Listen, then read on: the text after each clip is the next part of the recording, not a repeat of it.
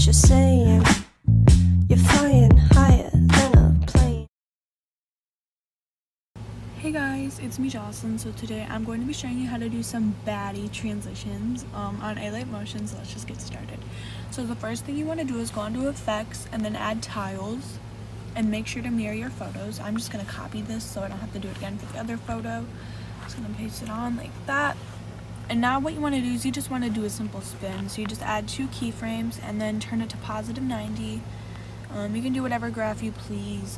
I'm just going to do this graph because I like this type. And just finish your spin on the other photo as well. Just trying to make this a little bit like more easy. Also, if you're wondering why I'm putting out so many videos, it's because I don't really have a ton of time during the school week to film. So that's why I'm trying to get them all out right now. Okay, so as you can see, now we just have a simple spin. You could leave it at that, but that wouldn't really be like good for the point of this video.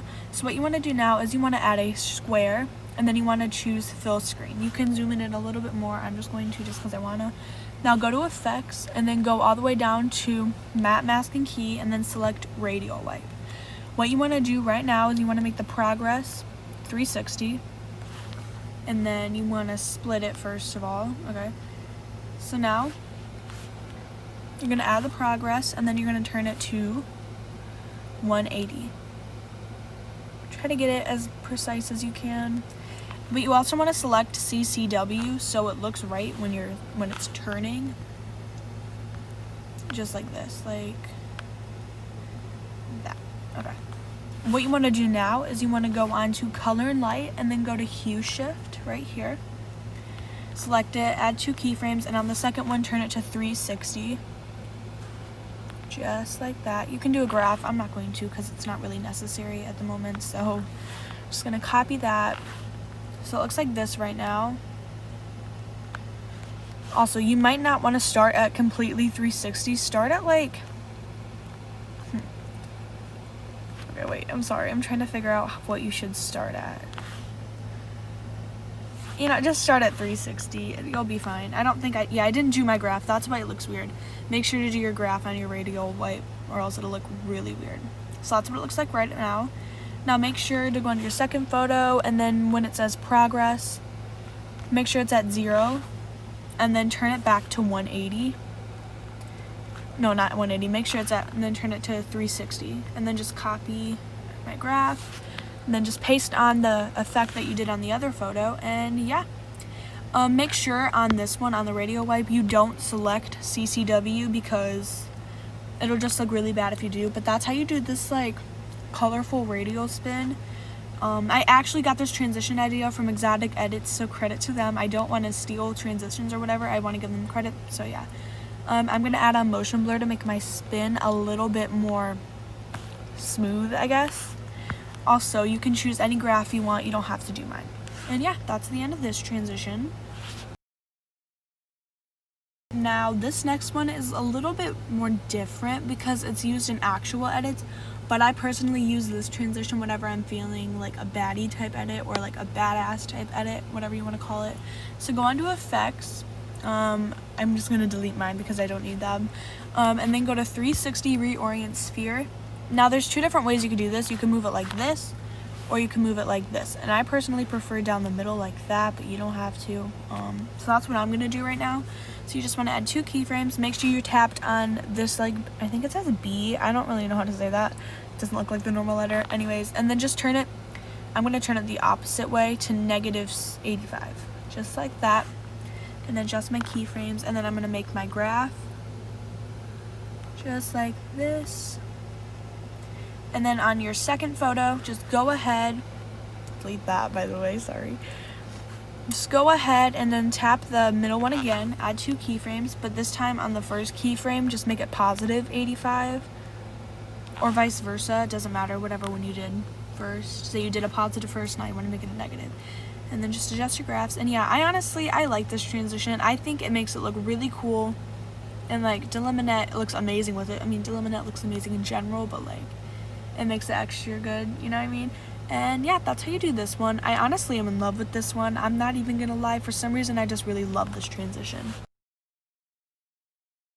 Now, I've done this transition before in a tutorial video, but that was like for a different type, and this is just going to be for this one. So this is going to be a swirl pinch. What you want to do is you want to go into effects, add effect, go to distortion and warp, and then go to swirl. You can adjust the radius in any way you want. I'm just going to put mine at 20. Actually, I'm going to put mine at like 45. I'm going to make the strength 0 on the first keyframe, add 2 keyframes, and then I'm just going to make it like 50. Because, like, I don't really like to do too much of a swirl in alight motion because it gets too intense. That's just my opinion. You can do as much or as little as you want. Now, after you're done with your swirl, what you want to do is go back onto distortion and warp and find pinch and bulge. Make sure the strength is at 0 when you first add your first keyframe. And then just put the pinch just like that. Make it negative 1.00. Just adjust your graph. Sorry, I don't know why that was so hard for me to think of. So it looks like this so far. Now go on to this one and then add effect. Make sure you do the swirl first again. I gotta make my radius 45, I think I said. I hope so. Okay. Now I'm gonna make my strength a negative 50. I'm gonna add 2 keyframes, and on the second one I'm gonna turn it to 0. And then I'm going to do my out graph just like this. Once again, you don't have to do my graphs, you can choose your own. And do the complete opposite with pinch and bulge. Make the first one positive like 1.00, just like that, and then make it at the end just 0, just like that. And then just copy my graph. You don't have to, it doesn't really matter. And yeah, that's the swirl pinch. I do need to start doing this one more often because it honestly is really cool. I forgot to mention, if you would like, you could make your radius bigger so it looks cooler, but then I'd say like that'd make it look a lot cooler if you made the radius big on your first photo as well. And yeah. Okay, so now for this one, you're gonna want to have your photos set up like this. This is just gonna be like a swipe over, but like I did this in my last edit of Vinny Hacker, my literal husband. Nobody claim him because he's mine, but like, you know, and I think it looks really cool. So what you want to do, I don't know why there's a mark there, we're gonna get rid of that. So what you want to do is have your photos set up like this, but for this one, go to move and transform, and then just like you can do up, down, left, or right, it doesn't matter. I'm going to do coming in from the left, I think. I'm not too sure. I'm kind of stupid if you haven't noticed. So just slide it right now so you can't see it, and then add 2 keyframes, and then wherever you want it to come in, like stop, add it there, and then try to make it as straight as possible when you're pulling it in. And then you can do your out graph once you're done. This is really simple. It's a really simple transition, but like if you stacked a whole bunch of these on top of each other, like made one coming from this way. Oh my god, wait, that's a good idea. Okay, wait, pause. I'm gonna find a couple more pictures of Dylan Minette, and then I'm gonna do it that way because that'd be amazing. Okay, 1 second.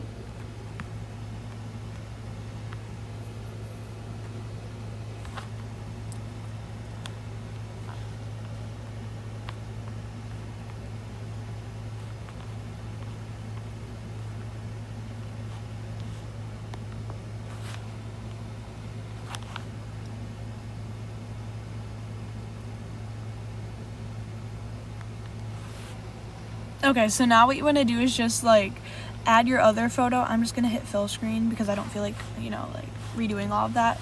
So just, I'm gonna pull this up. So this one's gonna come in from the top down, so it's gonna look like this. Also, I have to adjust my photos real quick, just ignore that. So pull it down as straight as you can, and then make your out graph or whatever. Let me just adjust these real quick. I'm sorry, that was so last minute and it was kind of stupid, but like, you know, it's like, okay, so it's just like regular, boom, boom, and then I'm gonna have one come in from the right side, this one right here. So you want to slide it over until you can't see it to the way that you want it to come from, just like that. Okay, sorry, I'm trying to make it a straight. Okay, and then just like this, gonna come in from the right, like bam, you know.